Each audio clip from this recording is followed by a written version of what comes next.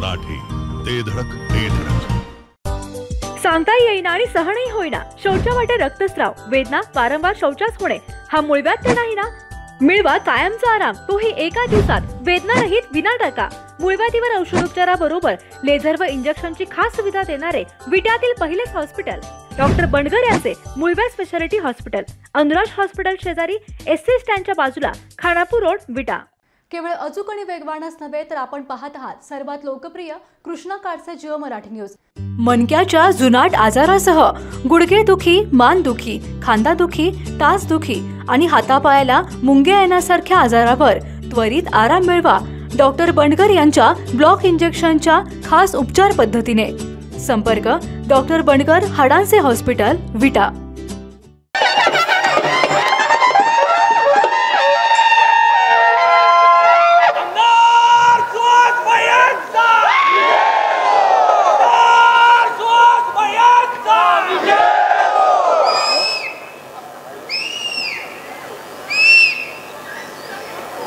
दोन 2024च्या विधानसभेच्या निवडणुकीच्या नंतर अभूतपूर्व यश असं मिळाल्यानंतर आज तमाम विटेकरांच्या वतीनं तुम्ही सर्वांनी आज माझा सत्कार या ठिकाणी आयोजित केला आहे आणि या सत्काराला उत्तर देण्यासाठी मी तुमच्यासमोर उभा आहे. मी व्यासपीठावरच्या कुणाचंच नाव घेणार नाही, फक्त एकाच व्यक्तीचं नाव मी घेणार आहे. ते जतवरून या कार्यक्रमासाठी आलेत आणि माझ्या आधी ते जिल्हा परिषदला कृषी आणि पशुसंवर्धन समितीचे सभापती होते, ते आदरणीय संजीवजी सावंत साहेब या ठिकाणी उपस्थित आहेत. मी त्यांचं मनापासून या ठिकाणी स्वागत करतो. व्यासपीठावरचे सगळे नेते मंडळी ज्यांनी अनिल भाऊंच्या पश्चात आमच्या अख्ख्या कुटुंबाला धीर देण्याचा प्रयत्न केला. समोर बसलेले विटे शहरातल्या सगळ्या माझ्या माता भगिनी, समोर बसलेले जीवापाड माझ्यावरती ह्या निवडणुकीला प्रेम केलेले सर्व अनिल भाऊंच्याबरोबर, दादाबरोबर, माझ्याबरोबर काम करणारे सगळे माझे ज्येष्ठ मार्गदर्शक, सर्व माझे सगळे युवक सहकारी, सगळे पत्रकार बंधू, एक सोडून सगळ्या माझ्या माता भगिनी,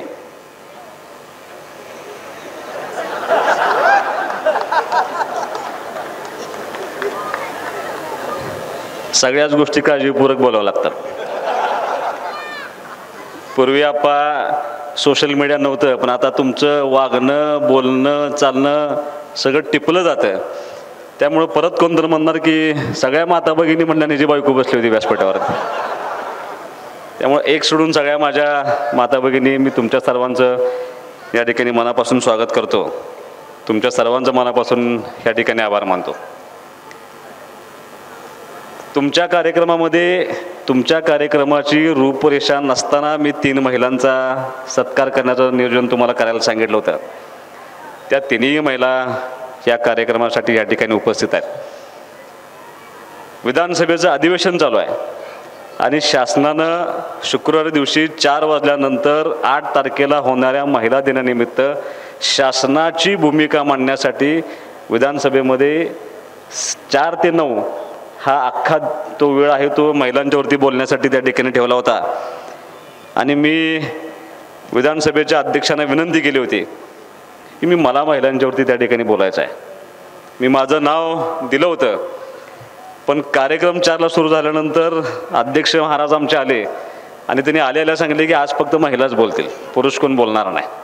अगदी त्या त्या चर्चेला उत्तर हे मुख्यमंत्री महोदयांनी द्यायचं असतं, पण मुख्यमंत्री महोदयांनी ह्या वेळेला विधानसभेच्या सगळा पायंडा बदलला आणि ते स्वतः आधी बोलले आणि ह्या सगळ्या चर्चेला उत्तर सन्माननीय आदित्यताई तटकरेंनी त्या ठिकाणी उत्तर दिलं. महिलेला त्या ठिकाणी मान देण्याचा त्यांचा प्रयत्न झाला आणि मी ह्या तिघींनाच का बोलवलं तर अत्यंत प्रातिनिधिक स्वरूपामध्ये मला ह्या तिघींचा सत्कार करायचा होता. विधानसभेच्या भाषणामध्ये ज्या ज्या वक्त्यांनी महिलांचं बोलण्याचा प्रयत्न केला त्या सगळ्या वक्त्यांनी अतिउच्च काम केलेलं सगळ्या महिलांचा उल्लेख त्या ठिकाणी केला गेला होता. पण मला माझ्या मतदारसंघामध्ये जे इतकं ताकदीनं काम करतात त्या महिलांचा उल्लेख त्या विधानसभेच्या पटलावरती करायचा होता, जे रेकॉर्ड आयुष्यभर राहतं. म्हणून मला त्या ठिकाणी तुमच्या बाबतीत बोलायचं होतं, पण दुर्दैवानं मला ती संधी मिळाली नाही. आणि आम्ही आज तुमचा या ठिकाणी सत्कार करतोय. किती लोकांना माहीत आहे मला माहीत नाही, पण आमच्या इम्तियाज भाभी कुठल्या पार्टीचा आहे मी तुम्हाला कधीच विचारलेलं नाही. पण रात्री अपरात्री जरी त्या रेवणसिद्धाच्या घाटामध्ये एखादा गाडी येईल, मी त्या मोहीच्या वृद्धाश्रममध्ये अनेकदा गेलो होतो. सर पण आले होते, गडकरी सर सुद्धा या ठिकाणी आले. तुम्ही दोघांनी मिळून ते वृद्धाश्रम चालवले. मला असं वाटतंय की आयुष्यात एकदा तरी त्या वृद्धाश्रमाला तुम्ही सगळ्यांनी एकदा भेट देऊन या. वडिलोपार्जित मिळालेली सगळी जमीन, बरोबर ना, तुम्ही त्या वृद्धाश्रमाला देऊन टाकली आणि त्या आलेल्या तिथं राहणाऱ्या सगळ्या वृद्धांची सेवा व्हावी म्हणून ते अविरतपणे ते दोघं जण कष्ट घेत असतात. ह्या सेवेमध्ये खंड पडू नये म्हणून तिने लग्न न करण्याचा निर्णय घेतलाय. त्यांच्यासाठी त्या ठिकाणी स्वागत करावं. आणि महिला दिनानिमित्त ह्या सगळ्यांचं रेकॉर्ड त्या पटलावरती यावं अशी माझी इच्छा होती, पण दुर्दैवानं आली नाही. जर 2026च्या विधानसभेच्या अधिवेशनाची जर मला संधी मिळाली तर निश्चितपणे मी तुम्हाला तिघींनाही त्या रेकॉर्डवरती आणल्याशिवाय मी शांत बसणार नाही, हा तुम्हाला माझा शब्द आहे. मी तुमच्या सर्वांचा पुन्हा आभार मानतो. अनिल अप्पांनी एक गोष्ट सांगितलेली अत्यंत खरी आहे की विधानसभेच्या निवडणुकीनंतर आज जवळपास 3.5 महिने होत आहेत आणि 3.5 महिन्यानंतर मी गावस्वरूपी सत्कार हा माझा दुसराच आहे. पहिला सत्कार झाला आहे तो साळशिंगानं माझा सत्कार परवाशी छोटेखानी सत्कार एक केला होता. आणि आज एवढ्या मोठ्या स्वरूपामध्ये न भूतो न भविष्यात झालेल्या निवडणुकीमध्ये जे मला मताधिक्य मिळाले त्या सर्व विटेकरांनी दिलेला सन्मान, तुम्ही दिलेला आधार, तुम्ही दिलेलं प्रेम, या प्रेमातनं कधीही आम्ही उतराय होणार नाही. दादांनी सांगितलं तो सत्कार तुम्ही सर्वांनी आज घेताय. अनिल भाऊंना जाऊन 1 वर्ष पूर्ण झालं नव्हतं म्हणून मी सत्कार कुठले स्वीकारले नव्हते. घरी आलेले सत्कार हे वेगळे होते, पण मी कुठल्याही गावात जाऊन सत्कार स्वीकारला नव्हता. पण भाऊंना जाऊन 1 वर्ष झालं. प्रचंड म्हणजे जी सत्कार समिती या ठिकाणी बसलेली आहे त्या सगळ्यांची प्रचंड इच्छा होती की तुम्ही तो सत्कार स्वीकारला पाहिजे म्हणून मी सत्कार स्वीकार निर्णय घेतला. आणि आज आपण या ठिकाणी व्यासपीठावरती माझा सत्कार करतोय. मनोगताच्या सुरुवातीला काय वातावरण असणार याची मी जरा पुसटशी सुद्धा कल्पना आप्पा मला नव्हती. मला अंदाज होता की कदाचित जर आप्पा तुम्हाला असं वाटतंय की वातावरण जरा शांत झालंय, वातावरण जरा शांत झालंय, जर सगळ्यांना बोलायला गेलं असतं नाही तर लांब पुढचं बोलून मोकळी झाली असती. कारण विधानसभेच्या निवडणुकीत ह्या कुणालाच बोलायला मिळालं नव्हतं. फार ठराविक लोक बोलत होती, मीच जास्तपणे बोलायचो, त्यामुळं या लोकांना संधी मिळाली नव्हती. पण आज त्या ठिकाणी कार्यक्रम करतोय. एकाच गोष्टीची मला भीती होती, मला सारखं वाटत लोक येणार का नाही, कार्यक्रमाला लोक येणार का नाही. कारण वेळ झाला होता, 3 महिने बापू निकालून झाला होता, सगळं मला मान्य होतं. दुसरी मोठी अडचण काय होती, क्रिकेटची मॅच आहे आज आणि फायनल झालंय. तुम्हाला पटणार नाही, इथे येण्यापूर्वी मी मॅचच बघत बसलो होतो. तुमचा फोन आलाय की यायचं आणि मी आत्ता सुद्धा सारखा स्कोअर बघत होतो. आज सुहास बाबाचं सत्कार जिंकण्याचे चान्सेस सुद्धा हेमंतराव वाढलेत, लक्षात घ्या.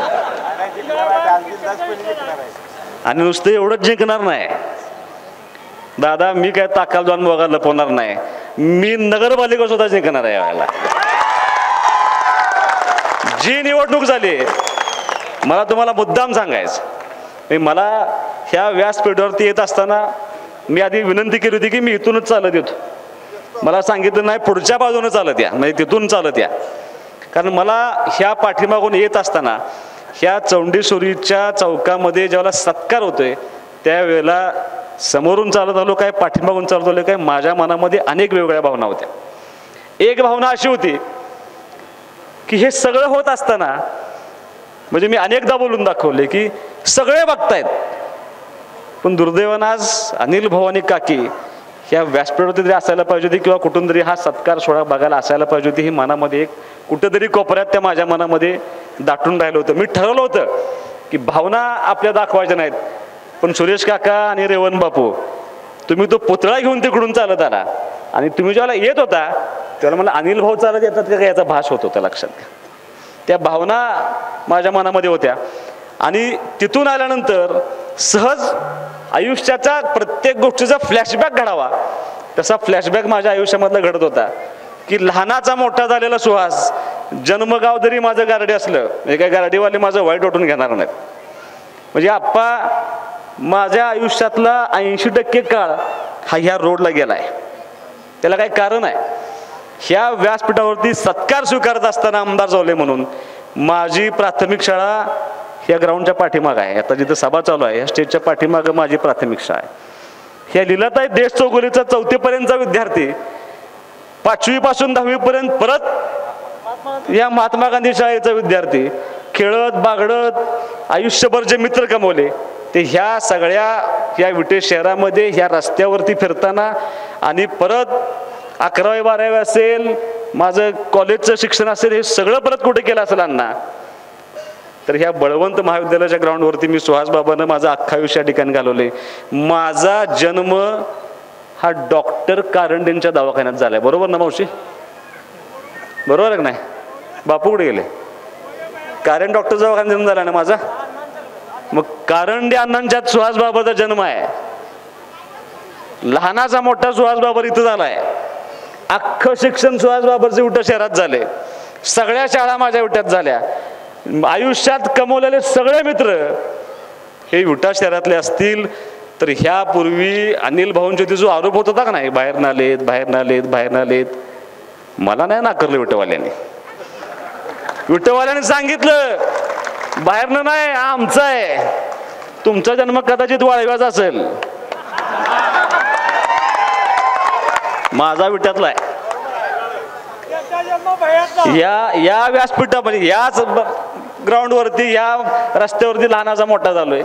ग्राउंड पण असं निवडलंय मला असं वाटायचं कृष्णीला मंगल कार्यात कार्यक्रम घेताय का पुणेकरांच्या त्या मंगल कार्यात कार्यक्रम घेताय का कार्यक्रम इथं निवडलाय. ह्या शाळा माझ्या जवळ आहेत असं मला वाटायचं. परत लक्षात आलं एक एक शब्द ऐकू जातो यांना त्यामुळं कदाचित ग्राउंड निवडलं का काय असं मला परत शंका वाटायला लागली.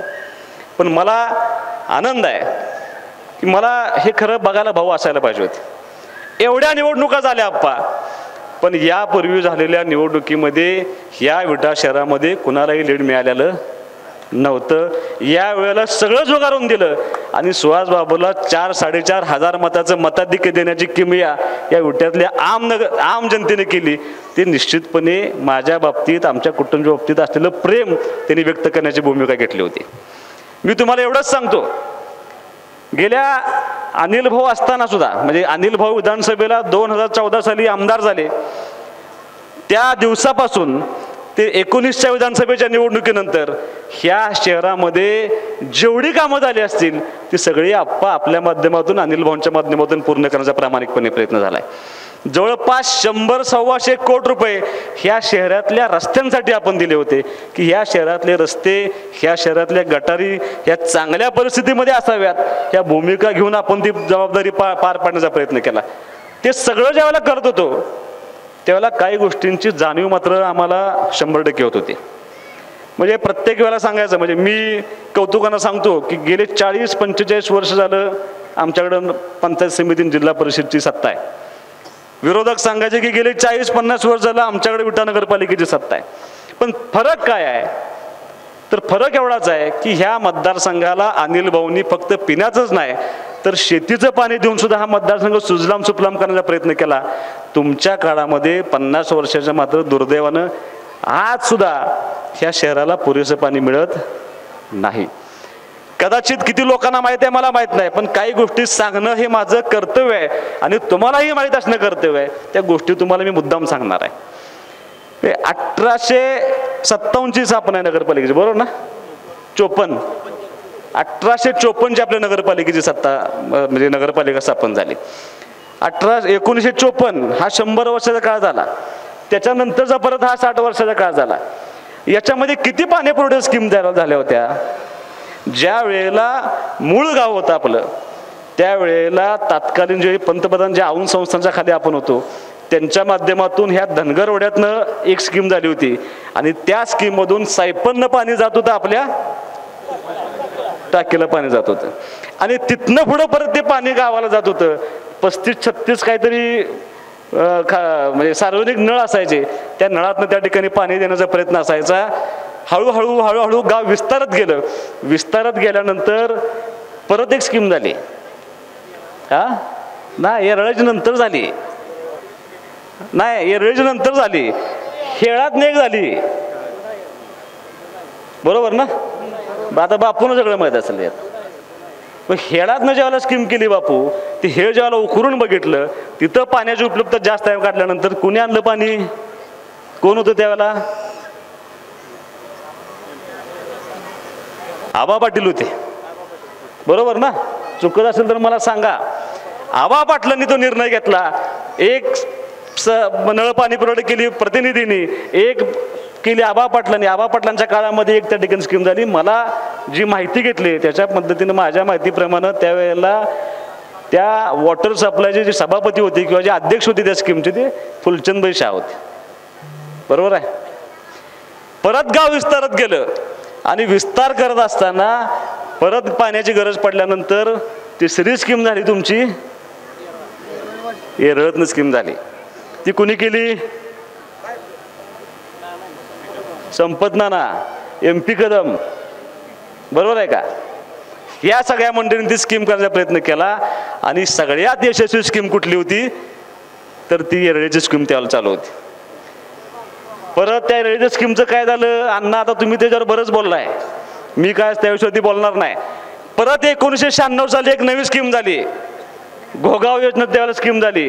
येरळची चांगली स्कीम बंद पडली आणि घोगावची स्कीमला आप्पा पैसे कोण दिले? हा, युती शासनानं पैसे दिले, भाजपनं त्यावेळेला पैसे देण्याचा प्रयत्न केला. त्यांनी सांगितले की आम्ही आता काँग्रेस सोडले आणि आम्ही आता तुमच्याकडे येतोय. त्यांना आम्हीच दाखवलं, सत्तेमध्ये गेले आणि ह्या शहराला नळ पाणी पुरवठा योजनेचे भाजपनं त्यावेळेला, सरकारनं त्यावेळेला स्कीम करून दिली. त्याच्यानंतर परत कधीच काय नाही. 10 वर्ष त्यांच्याकडे आमदारकी दिली गेली, पण त्या 10 वर्षाच्या कार्यकाळामध्ये विटे शहरासाठी काही नव्यानं करता न आल्यामुळं 2014 साली ज्यावेळेला अनिल भाऊ आमदार झाले, परत भाजप आणि सेनेचं सरकार आलं. त्या सरकारनं ह्या नगरपालिकेला तब्बल 32 कोटी रुपये दिले आणि 34 स्कीम त्यावेळेला झाली, 5वी स्कीम झाली. आता ते ज्यावेळेला 32 कोटी रुपये आले, त्याला तुमचं सत्ता होती. काय केलं त्या 32 कोटीचं? ज्या दिवशी मी नगरपालिकेमध्ये गेलो, मिटिंग घेतली, त्या मिटिंगमध्ये सगळे प्रश्न विचारले. ज्या वेळेला नळपाणी पुरवठा योजनेवरती बोलण्याचा प्रयत्न केला, त्यावेळेला कुठल्याही अधिकाऱ्याला समर्पक उत्तर देता आलं नाही.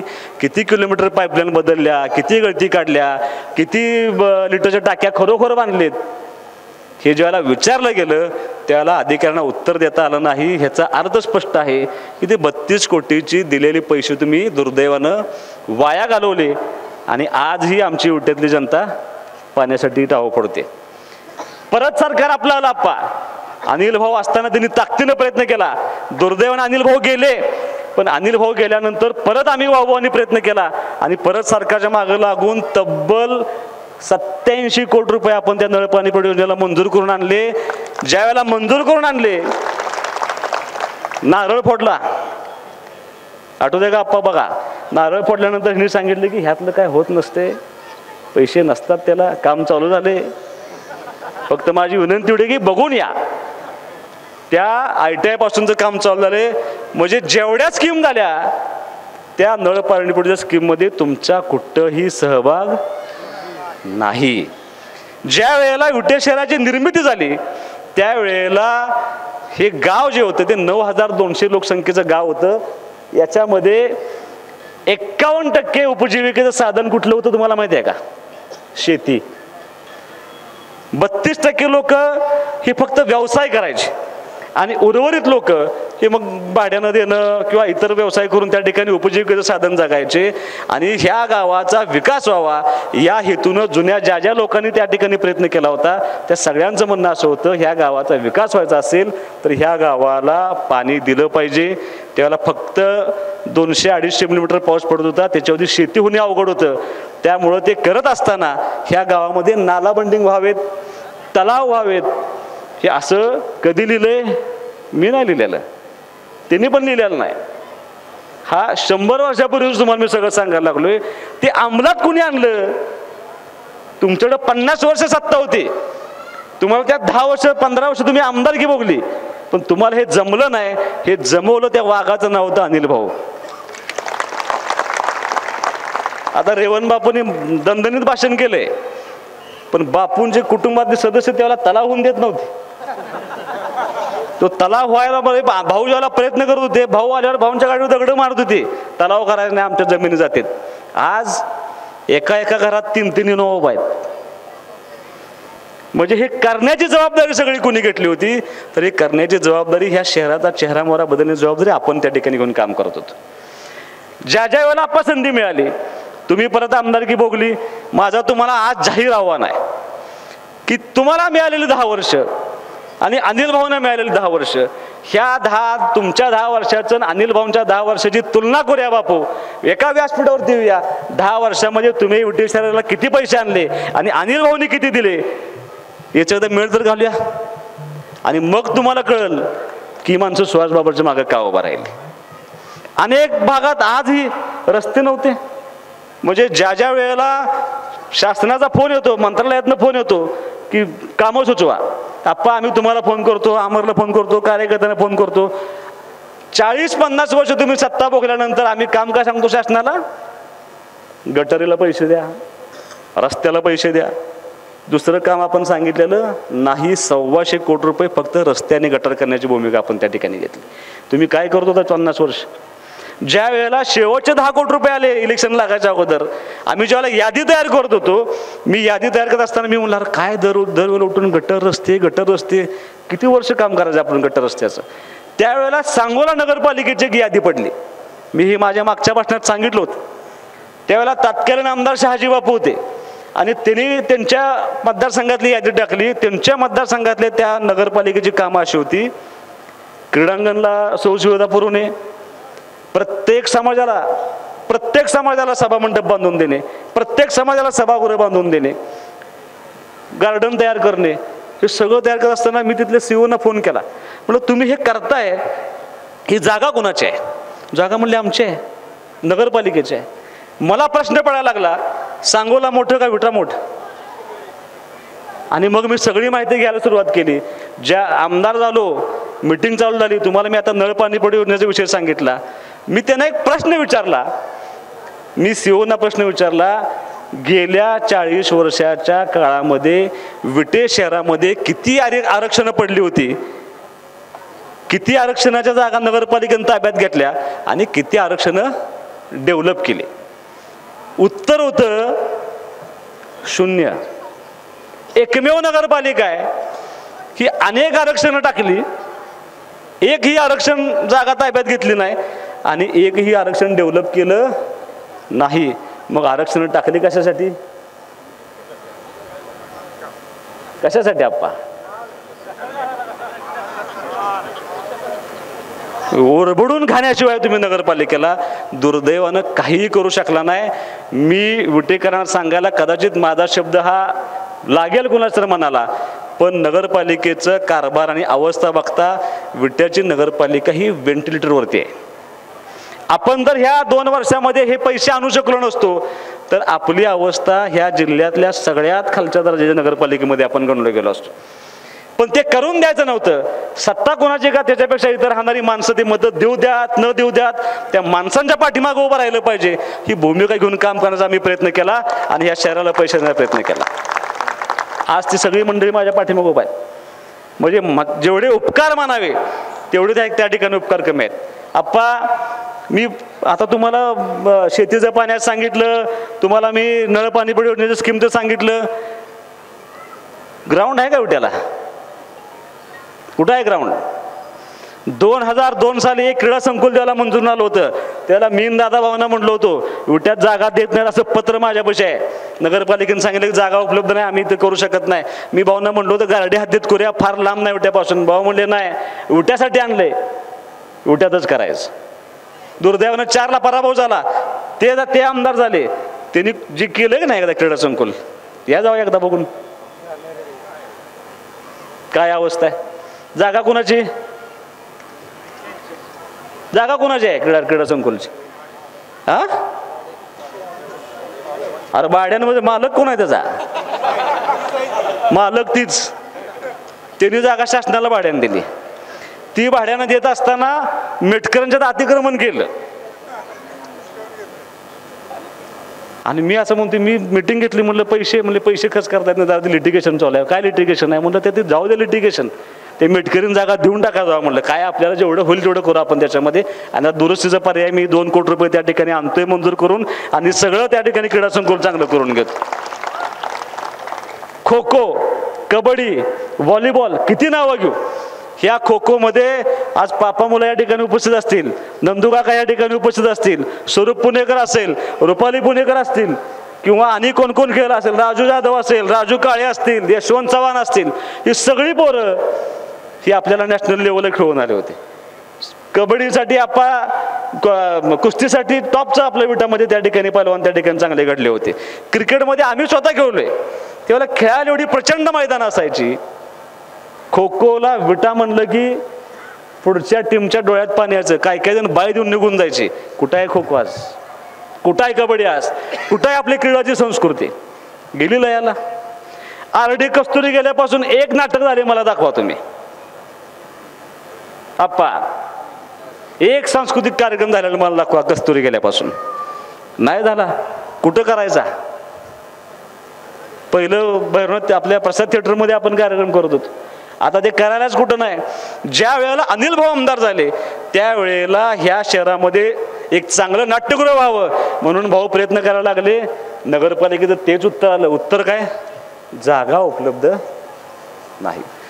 नाही इलाज असतो ते मंगल कार्यालय कुठं, ते नाट्यगृह कुठं नेलं तुम्हाला माहिती आहे का. आटपाडीला नेलं. आटपाडीला 14 कोटी रुपयाचं प्रशस्त मंगल कार्यालय नाट्यगृह बांधायचं चालू आहे. एकदा जाऊन बघून या. अप्रतिम नाट्यगृह त्या ठिकाणी बांधायचं चालू आहे. आपण का बांधू शकलो नाही, जागा नाही. मग आता अनिल भाऊनी आम्ही सांगितलं भाषणात की आम्ही आता नाट्यगृह विट्याला बांधणार आहे. ह्यांनी लगेच काढलं खुलं नाट्यगृह. सत्य उद्घाटन आणि ही तीन. कुठं आहे खुलं नाट्यगृह, आहे का माहित कुणाला कुठे नाही खुलं नाट्यगृह. बापू आता आम्हाला कोणाला माहित नसलं, तुम्हाला तर माहित असलं पाहिजे. ते खुलं नाट्यगृह म्हणजे ह्यांचं पार्किंग आहे का नाही, त्याला पेइंग ब्लॉक घातले. नेहमी सांगितलं की खुलं नाट्यगृह आहे आमचं. किती कार्यक्रम झाले. म्हणजे दुर्दैवानं जे गाव क्रीडा क्षेत्रामध्ये पुढं होतं, जे गाव व्यवसायात पुढं होतं, जे गाव सगळ्या आघाडीवर पुढं होतं, जे गाव कल्चरल ऍक्टिव्हिटीमध्ये पुढं होतं, ते गाव ह्या सगळ्यातनं हळूहळू मागं पडत चाललं. त्याला एकमेव कारण आहे, तुम्ही ओरबडून खाल्लेली नगरपालिका. तुम्ही ह्या नगरपालिकेचा विकास करू शकला नाही. तुम्ही फक्त स्वतःपुरतं बघत गेला आणि दुर्दैवानं ती वेळ हळूहळू येत असते. मग तुम्ही सांगितलं की हळूहळू ज्वालामुखी येत नाही, ज्वालामुखी दान नकन येतो आणि थांबत नाही 10 वर्ष. समजून घ्या. माझा तुम्हाला जाहीर आव्हान आहे. आता मी मगाशी सांगितलंय लपवायचं नाही, मला निवडणूक करायचीच आहे. दादान जरी सांगितलं असतं कधी होईल निवडणूक मला माहित नाही, सांगता येत नाही. शासनाची कुठल्या क्षणी तयारी आहे. उद्या निकाल लागला तर घेऊ शकतात निवडणूक. त्यामुळं अजिबात कुठल्या आंधळ्या प्रमाणात राहू नका. आपल्याला काही करून तुम्ही मला चेअरमन साहेबांनी त्यांच्या भाषणात सांगितलं की एक अपेक्षा राहिली मंत्रिपदाची अपेक्षा. चेअरमन साहेब 57 आमदार आपल्या पक्षाचे निवडून आलेत. मी ज्या वेळेला सगळ्यांच्या पुढे बैठकीला गेलो होतो मी सगळ्यांचे चेहरे असे बघितले जाऊन आणि परत अंदाज घेतला की पक्षाला किती वाटून देणार आहेत. त्यांनी सांगितलं 13 मिळतील आपल्याला. मग मीच म्हणायचो अरे ह्याला द्यायला पाहिजे, ह्याला द्यायला पाहिजे, ह्याला द्यायला पाहिजे, ह्याला द्यायला पाहिजे. अशी निघाले 22, द्यायचे 13. आम्हाला आपलं मी मागच्या खुर्चीवर जाऊन बसलो. म्हणलं यातलं कधीच काय मागायचं नाही. तुम्हाला माझंही आव्हान आहे, मला अजिबात मंत्रिपदाची अपेक्षा नाही. मी कधीही मागितलं आणि मागणार पण नाही. मी साधी कमिटी सुद्धा मागायला गेलो नाही. त्याला काही कारण आहेत लक्षात घ्या चेअरमन साहेब. सुहास बाबर गेल्यानंतर त्यांच्या लक्षात आलं पाहिजे की ह्या पोरानं आपल्याला काय सुद्धा मागितलेलं नाही. मला काय पाहिजे तर ह्या मतदारसंघामध्ये इथून पुढच्या काळामध्ये 2.5 वर्षाच्या काळामध्ये जेवढे प्रचंड पैसे या ठिकाणी आले तेवढी प्रचंड पैसे मला ह्या मतदारसंघामध्ये विकास कामांसाठी मिळाले पाहिजेत. आणि आता सुहास बाबरचं स्वप्न एकच आहे, नगरपालिका फक्त मला घ्यायची.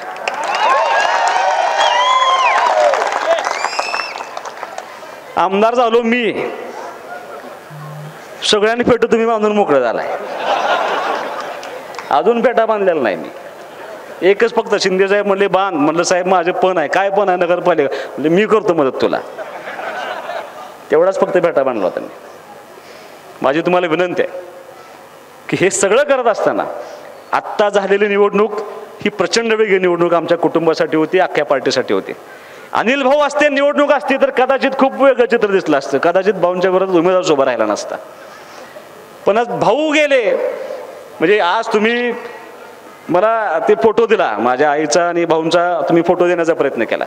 हे सगळं दुःख मी माझ्या मनात साठवून ठेवायचा प्रयत्न केलाय. पण ते सगळं अंगावरती घेऊन इथून पुढच्या काळामध्ये मी मुद्दाम तुम्हाला सांगतो की 2024 निवडणूक न भूतो न भविष्यती होणार होती, मी प्रत्येक भाषणात सांगत होतो. कारण अनिल भाऊ असताना झालेली निवडणूक खूप वेगळी झाली असती.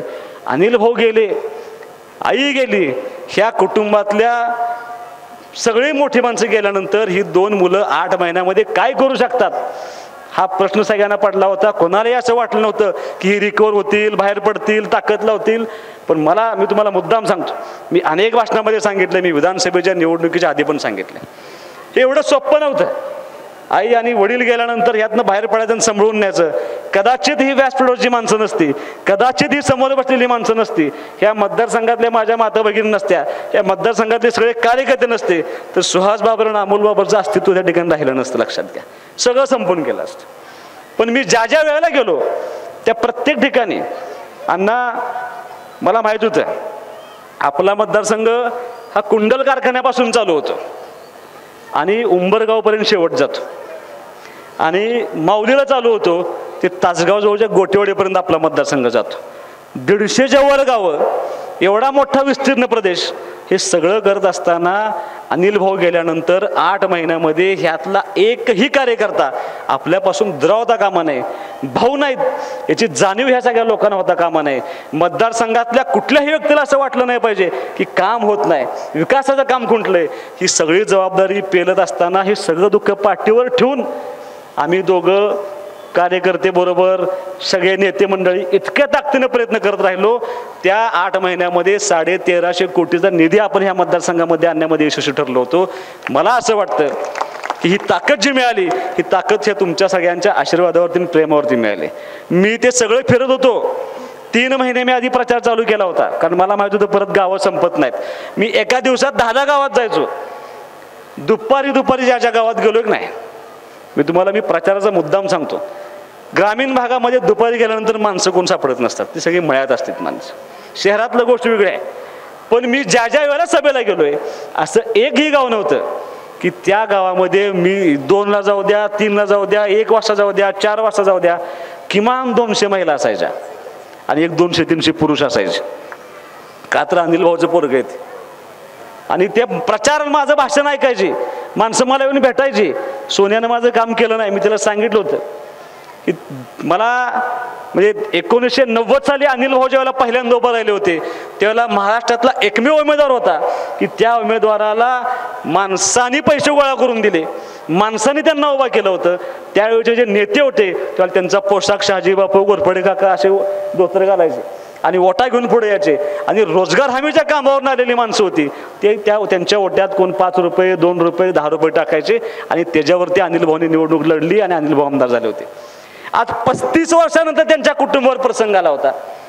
अनिल भाऊ गेल्यानंतर त्यांचा मुलगा उभा राहिला होता आणि 90 सालची आठवण व्हावी त्याच पद्धतीने मी ज्या ज्या सभेला गेलो होतो त्या प्रत्येक सभेमध्ये ती माणसं, कोण मला 100 रुपये द्यायचं, कोण 200 रुपये द्यायचं, कोणी 5000 दिले, कोणी 51,000 रुपये दिले, हे मी आयुष्यभर मनात साठवून ठेवून. पण माझ्यासाठी अत्यंत महत्त्वाचं काय होतं तर एका 2 लहान मुलीने मला पिगी बँक आणून दिल्या. पिगी बँक, त्यांनी साठवलेल्या पैशाची पिगी बँक असते की नाही, ती पिगी बँक माझ्या हातात आणून दिली आणि म्हणलं बाळा नको पैसे, नाही पैसे घ्यावे लागतील म्हणले. त्यातले एक म्हणले ही रात्रभर झोपलेले नाही, तुम्हाला पैसे द्यायचे म्हणून तुम्ही ते पैसे घ्या. काही महिलांनी माझ्या हातात बोर्डला गेलो, प्रचाराला जायच्या आधी थांबवलं, म्हणले मला तुम्हाला ओळखायचं. एकदम साध्या कुटुंबातली मागासवर्गीय समाजाची बाई होती, तिने 5000 रुपये माझ्या हातात दिले. म्हणलं मला पैसे नको, म्हणजे पैसे घ्या, तुम्हाला माझी शपथ आहे म्हणले, पैसे घ्यायचे, पैसे निवडणुकीला वापरायचे नाहीत म्हणले. म्हणलं मग कशाला वापरायचे, ह्याचा गुलाल आणायचं म्हणले, गुलाल. आणि त्याच्यानंतर हे सगळं सांभाळत असताना 30 जानेवारीपर्यंत ह्या मतदारसंघातला प्रत्येक माणूस माझ्या आणि विरोधी उमेदवाराची तुलना करत होता. 31 जानेवारीला भाऊ गेले आणि ह्या मतदारसंघातला प्रत्येक माणूस एका दिवसात माझी भाऊंची तुलना करायला लागली. म्हणजे इतकं मोठं वजन की 30 तारखेला माझीन विरोधी उमेदवाराची होणारी तुलना 1 तारखेला मी माझीन भाऊंची करून घ्यायला लागलो. आणि ते सगळं सांभाळत असताना मला असं वाटतं की ही माणसं जर माझ्या पाठीमागं नसती तर मी ह्यातनं बाहेर पडलो नसतो. एवढं प्रेम, एवढा प्रचंड विश्वास मला हा देण्याचा प्रयत्न ह्या लोकांनी केला आहे. आयुष्यभर त्या उपकारात मी ऋणी राहण्याचा प्रयत्न करेन. मी सोनियाला सांगितलं होतं की त्या दोन्ही पिगी बँका मला तुम्हाला दाखवायच्या होत्या, आणि त्या दाखवायच्या होत्या एवढ्याच कारणासाठी की सुहास बाबरवरती नैतिकतेचं प्रचंड मोठं दडपण आहे. त्या 2 पिगी बँकच्या पैशाचं नाही, त्या पिगी बँक देण्या पाठीमागच्या भावनेचं दडपण सुहास बाबरच्या मनावरती आयुष्यभर करून राहणार आहे. लक्षात घ्या. ज्या वेळेला मी पहिल्यांदा पंचायत समितीला उभा राहिलो होतो त्यावेळेला जिल्ह्यात सगळ्यात जास्त मताने मी निवडून आलो होतो. ज्या वेळेला जिल्हा परिषदला उभा राहिलो त्यावेळेला जिल्ह्यामध्ये सगळ्यात जास्त मताने मी निवडून आलो होतो. आणि आता योगा काय माहीत नाही, बाकी सगळी मोठ्या फरकाने येणारे काठावर आलेत सगळे. आणि सुहास बाबर मात्र 78,178 मतांनी त्या ठिकाणी निवडून आला. हे सगळं तुमचं प्रेम आहे, या मतदारसंघातल्या आम जनतेचं प्रेम आहे. हे आयुष्यभर आम्ही विसरू शकत नाही. 2029 निवडणूक अशी होणार नाही. इतकी ताकद. यात सगळ्यात जास्त आभार मला कोणाचे मानायचे असतील तर मी 3 म्हणजे ज्येष्ठ मंडळी तर माझ्यावर होतीच, पण मला ह्या मतदारसंघातल्या तमाम माता भगिनींचं, ह्या शहरातल्या तमाम माता भगिनींचं मला तुमचा आभार मानायचा आहे. एवढी सक्रियता महिलांची कधीही निवडणुकीला नव्हती, एवढी सक्रियता व्हायला महिलांची होती. मी तुमचं आयुष्यभर या ठिकाणी ऋणी राहणार आहे. लक्षात. दुसरे कोणाचे आभार मानायचे आहेत? सगळ्यात तरुण मुलांचे मला आभार मानायचे आहेत. खांद्याला खांदा लावून मी प्रत्येक भाषणात सांगत होतो एकटा सुहास बाबर करू शकत नाही. सुहास बाबरला तुमच्या मदतीची आवश्यकता आहे. कुणाला तरी माझ्या वडिलांची भूमिका पार पाडावी लागेल, कुणाला तरी माझ्या आईची भूमिका पार पाडावी लागेल, कुणाला तरी माझ्या भावाची भूमिका पार पाडावी लागेल. या मतदारसंघातल्या सगळ्या लोकांनी जमेल त्या पद्धतीनं कोणी माझ्या वडिलांची भूमिका पार पाडली, कोणी माझ्या आईची भूमिका पार पाडली, कोणी माझ्या भावाची भूमिका पार पाडली. आणि तिसरा आभार जर कुणाचे मानायचे असतील, सगळी लहान मुलं. एवढा फेमस लहान मुलांच्यात महाराष्ट्रात दुसरा उमेदवार नाही. एवढं एकच कौतुक मला मी स्वतः करून घेणार आहे. मी पाठीवर ताप मारून घेणार आहे. कुठेही प्रचाराला जावा, बारकी बारकी बारकी बारकी पोरं यायची. मला शाळेचं नाव सांगायला हरकत नाही, क्रांतिसिंह नाना पाटील. निकाल ज्या दिवशी लागला नाही आपला, त्या दुसऱ्या दिवशी मला स्वातीताईंचा फोन आला. म्हणजे 1 दिवस फक्त आमच्या शाळेत येऊन जावा. म्हणली काय झालंय? म्हणलं ताई काय नाही. म्हणजे ज्या दिवशी तुमचा निकाल लागत होता का नाही, वर्गात कोण बसलंच नाही. एवढी पोरं मारली आम्ही, वर्गात काय कोण बसलं नुसती. शेवटी आम्ही शाळा सोडून दिली. म्हणले जावा म्हणून सांगितलं घरी. का तर सुहास बाबर निवडून आलाय. तुम्ही माझ्यावर ईव्हीएमचा आरोप करताय, तुम्हाला मन सांगते की झोप येत नाही रात्रीची. ती नुसतं म्हणायचं आहे ती पार्टी टिकली पाहिजे, राहिली पाहिजे म्हणून फक्त म्हणायचं आहे. नाहीतर तुम्हाला कळत नसलं तरी वडिलांना चांगलं कळत, अजिबात झोप लागत नसेल. सुहास बाबर निवडून आला ह्यात त्यांना दुःख नाही, इतक्या मोठ्या फरकाने निवडून आला ह्यात दुःख नाही. विट्यात 5,000 मतांना सुहास बाबर लीड गेला ह्याचं फार मोठं दुःख त्यांना लक्षात. आणि तुम्हाला माझं स्पष्ट सांगणं आहे, एकदा माहिती घेऊन बघा. तुमचे जवळचे कार्यकर्ते ज्या वेळेला घराघरात जात होते ना प्रचाराला की अमुक अमुकला मत द्या, अमुक अमुकला मत द्या, तुम्ही गेल्यानंतर तुमच्या घरातला मुलगा त्या घरात जायचा, पप्पांचं ऐकून का कळत नाही सुहासबाई याला मत द्या म्हणून सांगायचं. कुठलं काढलं ईव्हीएम? तुमच्या बूथवरती पोलिंग एजंट उभा असलेल्या 9 मुलांनी मला फोटो काढून पाठवले, भैया मतदान तुम्हालाच केलंय. एक बूथवरती दुपारी गेलो अण्णा, सेंट्रल स्कूलच्या अलीकडचा बूथ आहे ना सेंट्रल स्कूलचा, त्या बूथवरती गेलो, गर्दी होती. म्हणून काय झालं म्हणलं, तर त्यातल्या महिला म्हणल्या काय तर मशीन बंद पडल्यावर. तर मशीन बंद पडल्यावर मी आत गेलो, अधिकाऱ्याने म्हणलं काय झाले, कोण काय बोलणारच नाही, जरा चाललंय. म्हणलं काय झालंय काय? त्यांचा पोलिंग एजंट आला, मला म्हणला काय नाही, म्हणला 2 नंबरचं बटन मोडलंय म्हणला, ती बसवायचं चालू आहे. त्याच्यानंतर तुम्हाला कळायला पाहिजे काय चाललंय ते. विट्यामध्ये ह्याच्या पूर्वी सुद्धा म्हणजे काही कारण नव्हतं, शांततेत निवडणूक चालली होती. त्यांची पदयात्रा झाली आणि त्यांनी भाषण केलं, हिम्मत असेल तुझ्यात तर पदयात्रा काढून दाखव. केलं. मी तुम्हाला मुद्दाम सांगतो, ती एकमेव कार्यक्रम आहे माझ्या निवडणुकीतला जो मी आयोजित केलेला नव्हता. तुम्हाला पटणार नाही, जी माझी पदयात्रा झाली होती की नाही, ती पदयात्रा उत्स्फूर्तपणे झाली होती. स्वतःहून माणसं बाहेर पडली होती. बापूंच्या घरातल्या महिला नाचत होत्या बापू, आणि इतकी प्रचंड उत्साह होता. आणि त्या दिवशी मी भाषणात सांगितलं होतं, ज्या वेळेला ही पदयात्रा संपली, शेवट होता त्यावेळेला प्रचाराचा, आणि मी शिवाजी महाराजांच्या पुतळ्याच्या समोर साक्षीनं सांगितलं की तुम्हाला माझा शब्द आहे, उट्यात सुहासबाबर लीड जाणार. आणि कारण तो उत्साह, ती ताकद मला त्या ठिकाणी दिसली होती. आणि सगळं बाजूला ठेवून आपण त्या ठिकाणी प्रचंड मोठ्या संख्येनं आपण म्हणजे इतकी लोक आली होती की ती निवडणूक, ऐतिहासिक निवडणूक झाली, आणि खूप मोठी शक्ती मला त्या ठिकाणी देण्याचा प्रयत्न केला. तुम्हाला माझा शब्द आहे. हे सगळ्या गोष्टी सांगत असताना गेल्या 2.5 वर्षामध्ये ह्या शहरामध्ये काम करत असताना गावातले रस्ते करण्याचा प्रयत्न केला, गटारी करण्याचा प्रयत्न केला, नळपाणी पुरवठ्यासाठी 87 कोटी रुपये आणले. मी सत्कार फारसे स्वीकारणार नाही असं ठरवलं होतं, कारण माझा स्वभाव असा आहे की मी ठरवलंय की विधानसभेच्या ह्या 5 वर्षाच्या कार्यकाळामध्ये मी जे जे शब्द दिले होते का नाही, ते एक ना एक शब्द पुरा करायचा मी त्या ठिकाणी अभिवचन घेतलं होतं. आणि त्यासाठी माझी 24 तास धडपड चालू आहे. यांना मी पहिला शब्द तुम्हाला दिला होता की मी तुम्हाला ह्या विटे शहरामध्ये काही झालं तर उपजिल्हा रुग्णालय करणार म्हणजे करणार, तुम्हाला माझा शब्द होता. मला सगळी म्हणायची जागा कुठं आहे, जागा माझ्या डोक्यात आहे म्हणलं, तुम्ही त्याची काळजी करू नका. ज्या जागा हडपायला ह्यांनी डाव ठेवला होता, जी जागा हडपायची तिथं गाळे बांधायचे, ती जागा मी कधी सिव्हिल सर्जनच्या नावानं करून टाकली, यांना माहीत सुद्धा नाही अजून कोणाला. सिव्हिल सर्जनच्या नावावर जागा झाली सुद्धा, तिची प्रशासकीय मान्यता उद्या होईल, प्लॅन तयार झाला, इस्टिमेट तयार झालं. माझा तुम्हाला शब्द आहे, या 1 महिन्याच्या 1.5 महिन्याचं टेंडर काढतोय, 100 कोटी रुपये उपजिल्हा रुग्णालय आपण विट्यामध्ये आणतोय. 100 बेडचं हॉस्पिटल, 20 बेडचं ट्रामा केअर सेंटर आणि 10 बेडचं डायलिसिस सेंटर ही विटे शहराला आपण आणतोय, जी फुकट उपचार त्या ठिकाणी माणसांचं करेल. माझा पहिला शब्द विट्याला होता, तो पूर्ण करण्याची जबाबदारी मी त्या ठिकाणी पूर्ण करतोय.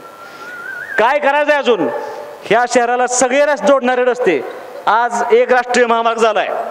गडकरी साहेब निवडणुकीच्या अगोदर एका राष्ट्रीय महामार्गाचं भूमिपूजन करून गेले होते. काल टेंडर ओपन झाले. विट्यापासून फलटणपर्यंत एका राष्ट्रीय महामार्गाचं काम 1 महिन्यात चालू होते. विट्यापासून मिरजपर्यंत 4 पदरी रस्ता व्हावा म्हणून आम्ही त्यांना विनंती केली. विट्यापासून मिरजपर्यंत 4 पदरी रस्ता करतायत.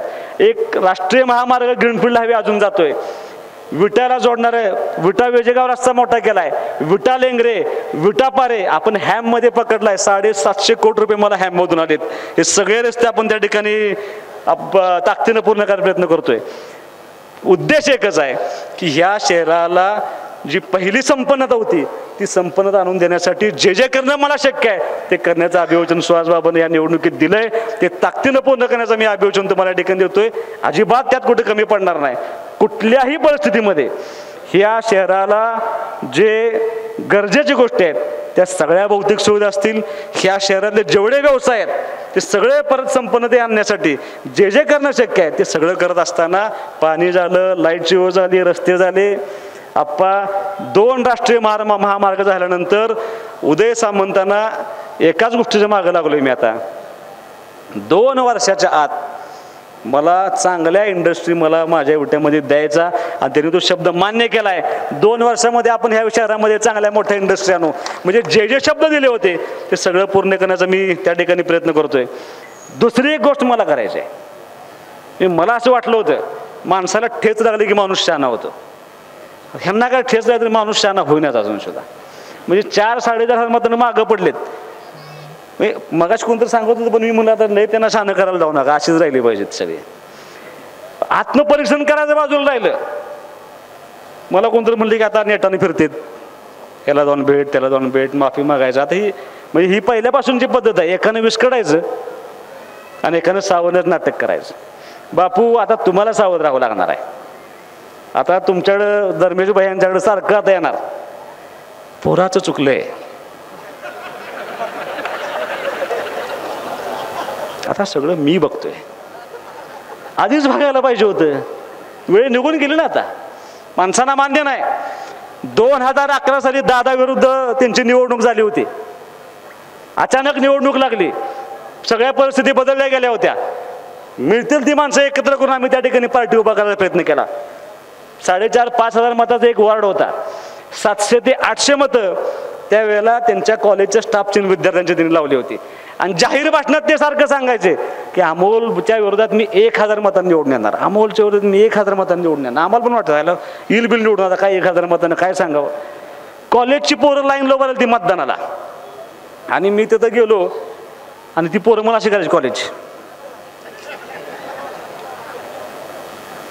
आणि फक्त 100 मतांनी निवडून आला.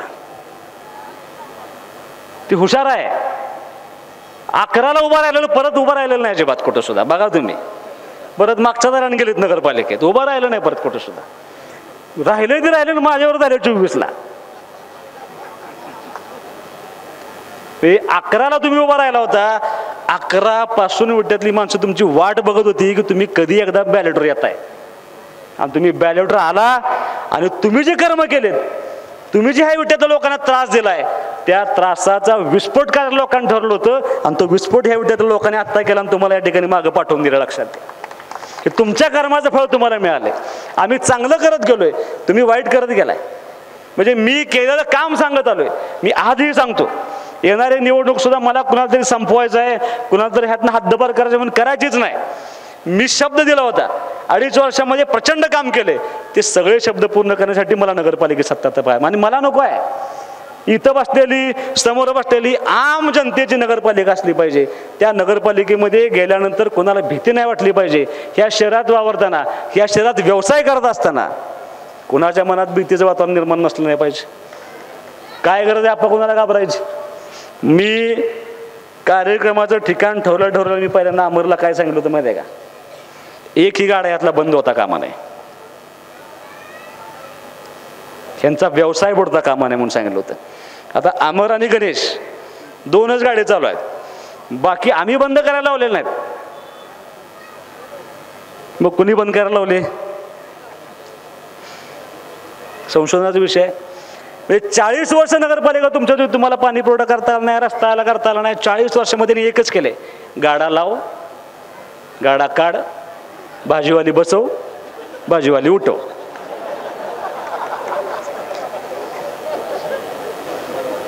विट्यातल्या सगळ्या लोकांना माझा प्रश्न आहे, भाजी मंडई कुठे आहे विट्यात? भाजी मंडई कुठे आहे विट्यात?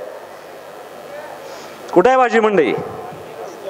हा, भाजी मंडई कुठे आहे विट्याची? आपल्या भाजी मंडई कुठे सांगा की, कुठं आहे? अहो भाजी मंडई नाही विट्याला. तुम्ही जी भाजी आणायला जाताय का नाही, तो आठवडा बाजार आहे. आठवडा बाजार आहे, विट्याला भाजी मंडई नाही. आठवडा बाजार हा पूर्वी 5 एकरात होता. 5 एकराचं आरक्षण त्यावेळेला आठवडा बाजारावरती होतं. ते आरक्षण कमी करून परत 3 एकरावरती आणलं. 3 एकराचं आरक्षण कमी करून परत 55 गुंठ्यावरती आणलं. आणि फार मोठा व्यवहार झाला. आणि जो 55 गुंठ्यात जो बसतो का नाही आता, तो आठवडा बाजार आहे. त्याच आठवडा बाजारात गाळे, त्याच आठवडा बाजारात मच्छी मार्केट. विट्याचे रस्ते 5 फूट 7 फूट. आणि आमदार झाला त्याला मला पहिल्यापासून ट्रॅफिकचं काय तर करा, पार्किंगचं काय तर करा. कुणी दिलं घराला परवानग्या? कुणी कमर्शियल कॉम्प्लेक्स बांधले? कुणी त्यात पैसे वरबडून खाल्ले? हा, तुम्ही कमर्शियल कॉम्प्लेक्स बांधताना पार्किंग न करता तुम्ही पद येताय घरांना परमिशन, ह्यांना परमिशन. आणि मी सगळं करत असताना, मी जेव्हा माझं घर विट्यात बांधायला लागलो त्यावेळेला मी सुद्धा G+1च, पैसे नसल्यामुळे G+1. परत दादा आला, म्हणलं असं करून चालत नाही. म्हणलं आपल्याच घरात 2 गाड्या आहेत, म्हणला त्या गाड्या कुठं लावायच्या? मग परत बदललं, खाली पार्किंग केलं, ऑफिस केलं आणि वर राहायला केलं. तुम्ही 50 वर्ष नगरपालिकेत सत्ता घेतली म्हणून सांगताय, आम्ही विकास केला म्हणून सांगताय. विट्यामध्ये पहिलं घर ह्यांचं आहे, यांच्या घराला पार्किंग नाही, यांच्याकडे सगळ्या रस्त्यावर जोग असेल. काय सांगायचं आपण विट्यातल्या लोकांना? बापू कसं व्हायची डेव्हलपमेंट? तुम्हाला माझं आव्हान आहे, ह्या विषयावरती रोज बोलू. एक विषय असे आहेत की तुम्हाला धक्का बसेल. आणि हे धक्का देण्याचं काम दुर्दैवानं ही मानसिकता अत्यंत चुकीची आहे. हे शहर टॉपमोस्ट असायला पाहिजे होतं, पण आज इस्लामपूर कुठे गेलं, आज 2014 एक निवडणुकीचा किस्सा फक्त तुम्हाला सांगणार आहे मी, आता संपवणार आहे माझं भाषण. मॅथचं काय आलं? 2014च्या निवडणुकीला पलूसच्या व्यापाऱ्यांनी सगळ्या बोलवलं, जे इथून व्यापार करायला बाहेर गेलेत त्या सगळ्या लोकांनी ठरवलं की दोघांनाही बोलवायचं, दोन्ही पार्टीला बोलवायचं, दोघांची मतं ऐकायची आणि आपण निर्णय करायचा. जे इथनं व्यवसायाला तिकडे गेलेत त्यांनी पहिल्यांदा त्यांना बोलवलं, त्यांचं भाषण झालं, अमुक झालं, सगळं झालं. दुसऱ्या दिवशी मला बोलवलं. मी त्यांना पहिल्यांदा गेल्या भाषणात पहिला प्रश्न विचारला, पलूस मोठा आहे का विटा मोठा आहे? सगळी म्हणली विटा मोठा आहे. म्हणलं इथं कशाला आलाय? त्यांच्या तापाला कंट्रोल तिकडे गेली होती सगळे. फक्त दुकानदारांना लुटायचं, आरक्षणाची भीती घालायची, पैसे काढून घ्यायचे. गेल्या 40 वर्षामध्ये एक आरक्षण डेव्हलप न केल्याचे परिणाम आज पार्किंग नसल्यामुळं या शहराची बकाल अवस्था होत चालली. माझं तुम्हाला आव्हान आहे, कदाचित एखादा कटू निर्णय मला घ्यावा लागेल. रेवण बापूला आवडणार नाही आणि कुणाला आवडणार नाही. गडकरी साहेब परवाची इस्लामपूरमध्ये आले होते. गडकरी साहेबांना भेटून आलो, म्हणजे साहेब 2 राष्ट्रीय महामार्ग तुम्ही दिले, शहराची अवस्था अशी इतकी वाईट आहे की ह्या रस्त्याला 22,000 वाहन आहेत रोजची, ह्या रस्त्याला 18,000 वाहन आहेत. आणि ही सगळी वाहनं जेव्हा विट्याच्या चौकात येतील तेव्हा आमच्या शहराचं काही खरं नाही, आम्हाला गाव सोडून जावं लागेल. ह्याला पर्याय एकच आहे, म्हणलं की तुम्ही आम्हाला बायपास आणि रिंग रोड दिला पाहिजे, त्याचे ॲक्विजिशनचे पैसे दिले पाहिजेत. हे गडकरी साहेबांना भेटून आलोय, त्यांनी प्रस्ताव तयार करायला सांगितलं आहे. ताकद लावून ह्या शहराला बायपास आणि रिंग रोड करून घेण्याची जबाबदारी सुहास बाबरचे. बापू एखाद्याचा गुंठा गेला तर तेवढे पैसे जबाबदारी तिथं माझी आहे, काळजी करू नका. पण रिंग रोड झाला पाहिजे, अन्यथा भविष्यातली पिढी आपल्याला माफ करणार नाही. ही विकासाचं विजन घेऊन आम्ही काम करण्याचा प्रयत्न करतोय. विटेकरांना माझं तुम्हाला जाहीर आव्हान आहे की इथून पुढच्या काळामध्ये म्हणजे सुहास बाबर त्याच्या कुटुंबातल्या सगळ्या सदस्यांना, त्याच्या सगळी पार्टीचा स्वभाव असा आहे की ज्या भागामध्ये आपण काम केले, ज्या संस्थेमध्ये आपण काम केले, मी पंचायत राज व्यवस्थेमध्ये 10 वर्ष काम केले, पंचायत समिती, जिल्हा परिषद मी माझ्या मातृस्थानी मानत होतो, लक्षात घ्या. 3 वर्ष झाली तिथंही प्रशासक आहे, 3 वर्ष झाली विटा नगरपालिकेवरून प्रशासक आहे. 3 वर्ष प्रशासक काळ असताना सुहास बाबरनं पंचायत समितीच्या कारभारामध्ये अजिबात लुडबुड केली नाही. पण पंचायत समितीच्या कारभारामध्ये चुकीचं काय घडू नये, त्या ठिकाणी चांगलं घडलं पाहिजे.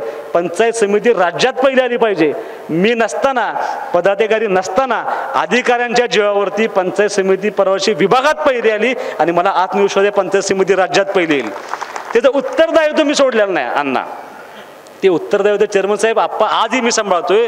तुम्ही काय केलं?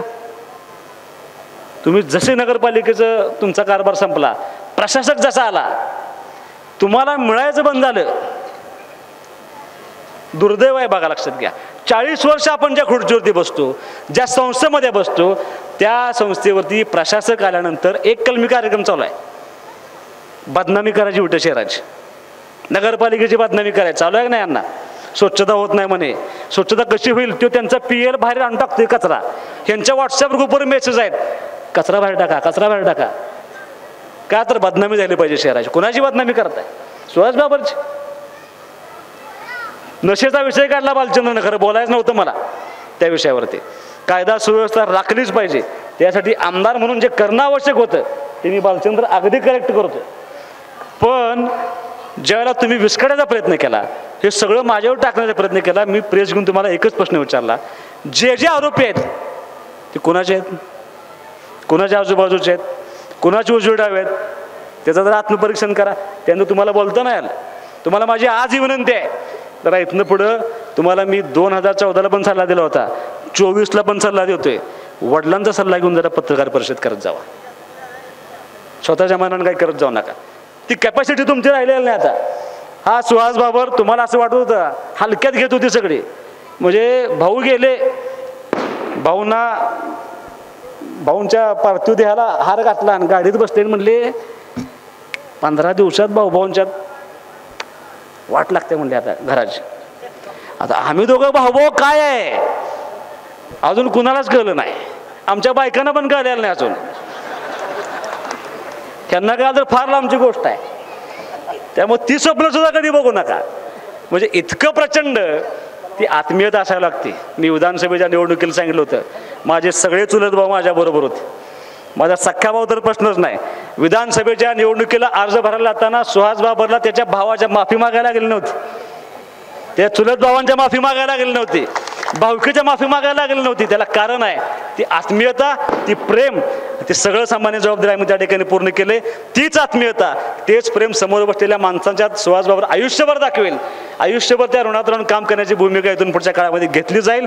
तुम्हाला माझा शब्द आहे. विटेकर नागरिकांना एक सांगायचं राहून गेलं मग सुद्धा, 2 मुलं मला आता अण्णा भेटली होती. म्हणजे आता मी बघाची बापून सांगितलं की बापू सावध राहा, आता असं बोललं जाईल की मुलाचं चुकलंय, आता सगळं मी सांभाळतोय, माझ्याकडे बघा, माझ्याकडे आता व्यवस्था करून द्या, राग काढायचा तो काढलाय, हे सगळं पसरवलं जाणार आहे. तुमच्या धर्मेश भाईला वेगळं सांगायचं, तुम्हाला वेगळं सांगायचं, मला काहीतरी वेगळं सांगायचं, हे सगळं होणार आहे पार्टीमध्ये. सुहास बाबर तुम्हाला असं म्हणलं, मंडळ कोणच नसते, पण सांगत बसायचं, तेवढ्या बाबतीत ती हुशार आहेत. या सगळ्या गोष्टी पाठीवर ठेवून कुणाचंही न ऐकता आपल्याला जागरूकतेने त्या ठिकाणी काम करावं लागेल. 2 मुलांना दम दिलाय ह्या आठवड्यात अण्णा. मी ते मुलांनी मला सांगितलं नव्हतं त्यावेळेला, ती मुलांनी मला आज येऊन सांगितले सभा आहे म्हणून. तुम्हाला माझं आव्हान आहे की आता दम 40 वर्ष झालं देतात, केलेलं कुणालाच काय नाही. गरीबडा बघायचा एखादा आणि त्याला दम द्यायचा. दम देत देत देत उठा 4.5 मतानं सुहास बाबर लीडवर गेला, लक्षात घ्या. मी तुम्हाला त्याही वेळेला सांगतो, मी तुम्हाला आजही सांगतो. मी आता आमदार झालोय, 5 वर्ष मी सगळ्यांचाच लोकप्रतिनिधी आहे, मी तुमचा सुद्धा लोकप्रतिनिधी आहे. या शहराचं वातावरण बिघडावं, या शहरामध्ये दहशत सगळं थांबलं पाहिजे. ना दहशत तुमची राहिली पाहिजे, ना दहशत माझी राहिली पाहिजे. सर्वसामान्यांसाठी हे शहर अत्यंत सुरक्षित राहिलं पाहिजे, जबाबदारी माझी लोकप्रतिनिधीची आहे. पण म्हणून जर तुम्ही माझ्या कार्यकर्त्यांना त्रास द्याल, कुणाला काहीतरी म्हणायला जाल, तर तुम्हाला माझं एवढंच सांगणं आहे, आजपर्यंत मला अडवायला माझा बाप होता, मला अडवायला माझा बाप नाही, मी कधी थांबेन मला माहीत नाही परत. आणि आपल्या बांधण्यात गरिबाची पोरं घुसडायची नसतील. हिंमत असेल तर आपण समोर करू. गरिबाच्या पोरांना त्रास द्यायला इथून पुढे जाऊ नका. कुणाचाही आर्थिक छळ होणार नाही, कुठल्याही गाडीवाल्याला त्रास होणार नाही. आज सुद्धा माझा अमर, त्यांना विचारा अमर भैया कुठे गेला, अमर भैया कुणी गाडी बंद केलं, त्यांनी जर गाडी बंद केलं असेल ना, त्या दिवसाचं सगळे भाडं आपण त्यांचं देऊन टाकू. एकाही गाडीवाल्याचं त्या ठिकाणी नुकसान होता कामा नये, ही भूमिका आमची त्या ठिकाणी. का तुम्हाला असं वाटलं नाही? आता तिथं राष्ट्रीय महामार्ग होणार आहे, 2 हॉकर झोन आहेत विटा शहरामध्ये, 2, एक इथं आहे आणि एक मायनी रोडला आहे. त्या नॅशनल हायवेचं काम चालू होतं ना, ती सगळी गाडीवाले हटवणार आहेत. कुठं बसवणार आहे तुम्ही त्यांना? आणि रेकॉर्डला 71 गाड्या आहेत फक्त विट्यात. किती? 71 गाड्या आहेत फक्त विट्यामध्ये. आणि गाड्या आहेत किती? 1000. 71 गाड्यांचं भाडं जातं नगरपालिकेला. बाकी भाडं जातं कुणाला? बरोबर आहे ना? कुणाला भाडं जातं? या सगळ्या गोष्टींचा भविष्याच्या काळामध्ये येणार उहापोह केला जाईल. एकही चुकीचं काम नगरपालिकेतला प्रशासक कोण करणार नाही. करत असेल तर तुम्हाला सुहास बाबाचा दरवाजा आम नागरिकांसाठी कायम उघडा आहे. तुम्ही आमच्या घरापर्यंत या, रात्री या, अपरात्री या. तुमच्या सेवेसाठी आमचं अख्खं कुटुंब आहे, त्यात कुठे आम्ही कमी पडणार नाही. एक शब्द फक्त तुम्हाला त्या ठिकाणी द्यायचा आहे, उठ्याच्या भाषणाची एवढीच अडचण असते.